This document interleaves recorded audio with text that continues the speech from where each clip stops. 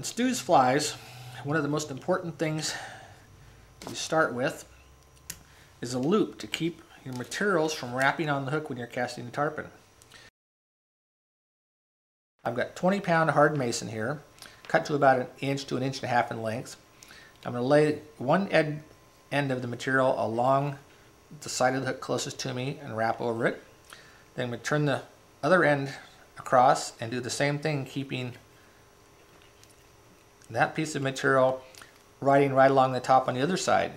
What I've done now is I've created a flat platform there that I can tie my tail onto, and this works better if you're tying feathers in because it doesn't allow the outside feathers to roll.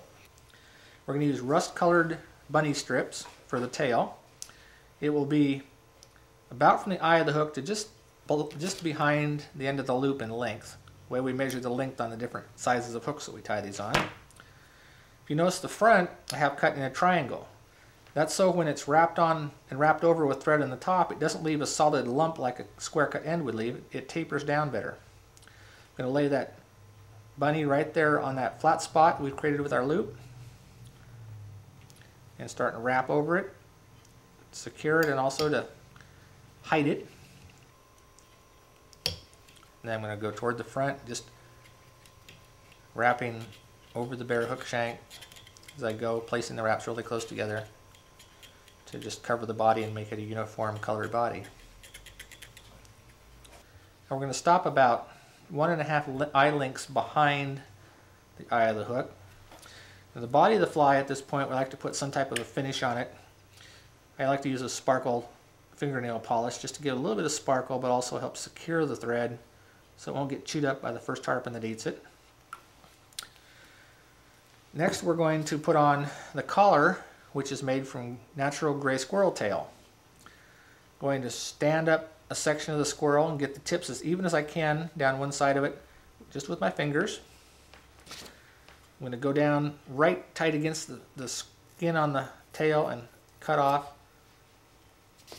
a group of fibers.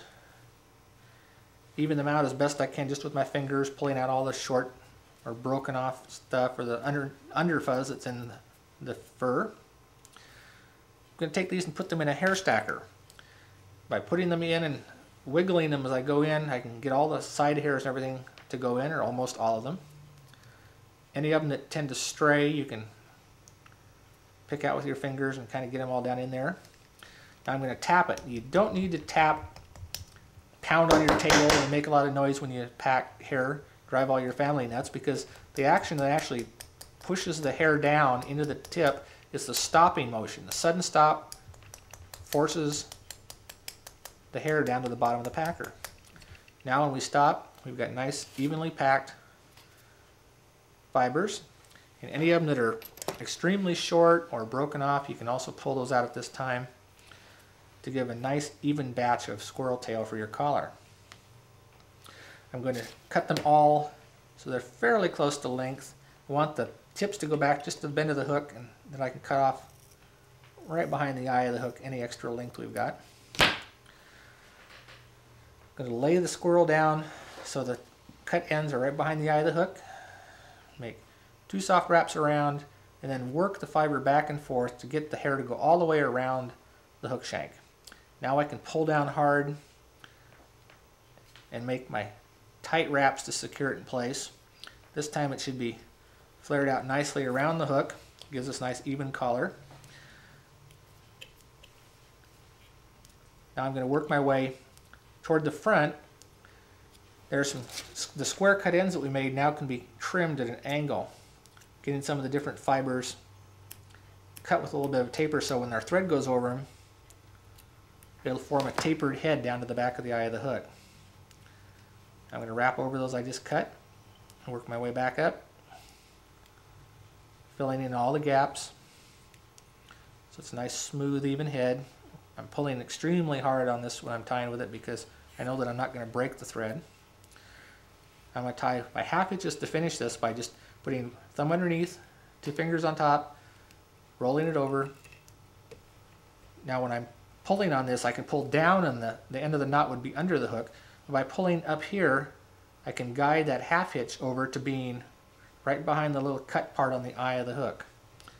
That gives me a place to hide that, so when I finish the head with a couple coats of cement or preferably epoxy, it doesn't leave any large lump anywhere on the head. It's all hidden away back in behind.